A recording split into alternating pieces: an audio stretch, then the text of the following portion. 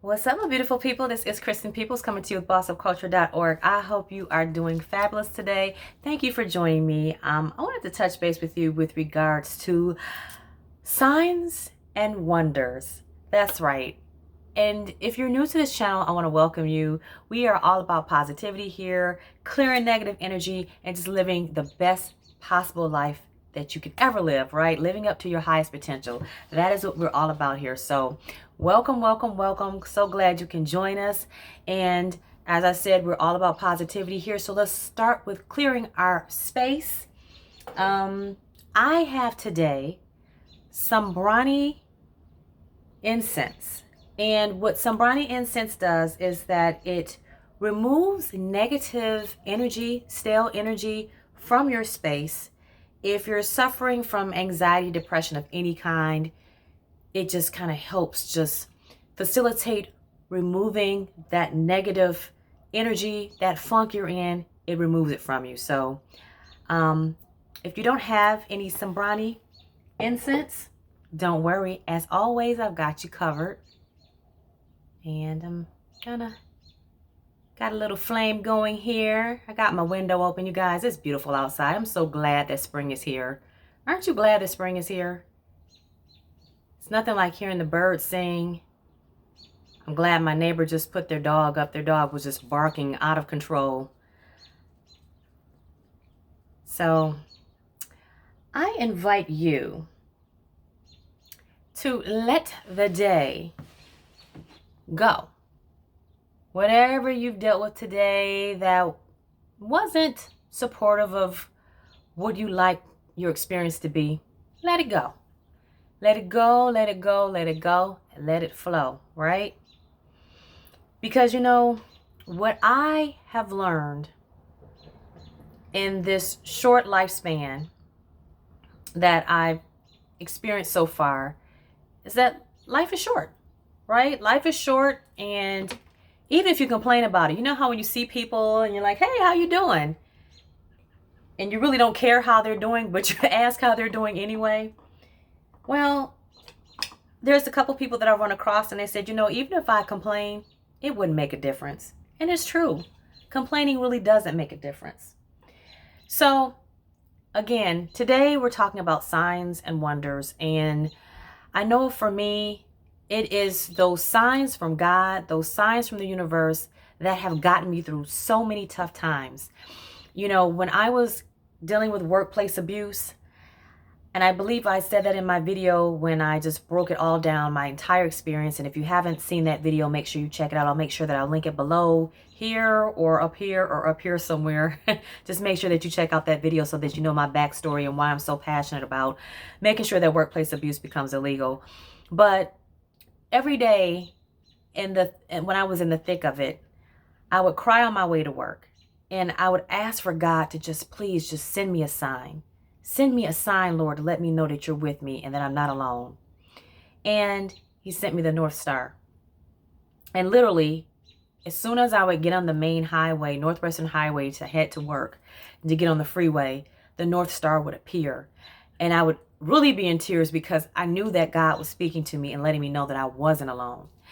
And it was so comforting knowing that God had my back. And no matter what happened that day, I knew that I was safe and I knew that I was protected. And that star would get me to work every single morning for months. And as soon as I would turn off the ramp, the star would leave me as I would turn into, you know, coming off the exit ramp off the freeway to head up the street to work. But it's those signs and wonders that let you know that you're not alone. You know, there's been times that I have been walking along a path and I may see a white feather. And what I do oftentimes is if I'm stumbling on something, if I'm stuck on something, I ask God to send me a sign. And some people may call it hokey pokey or whatever. I'm just grateful that I have a relationship with my God, that when I ask for a sign, that a sign is given to me. You know, if I need to know the answer for something, I'll say, hey, can you show me an orange butterfly? And it's crazy. It may not happen that day, but later on that week or within 2 weeks, I see that orange butterfly. So I encourage you to develop your communication with God, develop your communication with your higher self so that you can tap into those answers that you need, those answers that you can't necessarily get from another human being, if you catch my drift. Other humans are good to go to for advice, but we got to start learning to listen to ourselves, listen to our higher selves, which is connected to God. Some people feel like, and I don't want to go too far into religion, but a lot of people feel that the pastor is closer to God than they are, or the priest is closer to God than they are, or whatever belief you have, that person that stands in the pulpit is the person that is your connection to God. And that is so untrue. We all have the same power. We all have God within us. And once we start believing that we have the power, we become limitless in our being and living to our highest potential. So the point of this video is I want you to pay attention to those synchronicities, to those signs, and build your strength, your intuition, your communication with God, and learn to trust that. Learn to trust that when you need an answer for something. I've given examples of journaling, scripting, giving gratitude, and those are wonderful ways to communicate as well. So just make sure you incorporate that. But the important thing is that you know your power and that you stop doubting yourself. Because when you continue to make yourself small, when you continue to give other people power, thinking that another person is more tapped in than you are, or another person has more knowledge than you are, then you will remain small. We will remain in just being average. And who wants to do that when you were sent here on a mission to live to your highest potential? So tap into those gifts. Ask for those signs. When I first began, really tapping into my spirituality and really starting to trust myself, I started seeing repeating numbers on the clock. One that I see a lot is 1111. I see 222 or 333. I think yesterday I saw 444 on the clock, and it's just crazy because I'll just turn and I'll see those numbers, and then I'll say, okay, well, God, what is it that you're supposed to be telling me? And I'm going to link this to also things that happen in your life that you may not necessarily like, those contrasts that happen in your life. When I always tell you that things happen not to you, but for you, and you have to ask yourself, what is the lesson? Yesterday I was kind of over my head. I was really stressed out. I had like 20 things to do in like 5 minutes of time, and I just felt like the world was on my shoulders. Like I was carrying this huge burden. And then I took a pause and I said, you know what? I tell my beautiful people this all the time. Stop and ask yourself, what is the lesson in all of this? And then the answer started coming to me. It said, you tried to do too much today. Take care of yourself. Finish what you can today, and what you can't, you can finish tomorrow. Don't push yourself. And that was the lesson that I learned.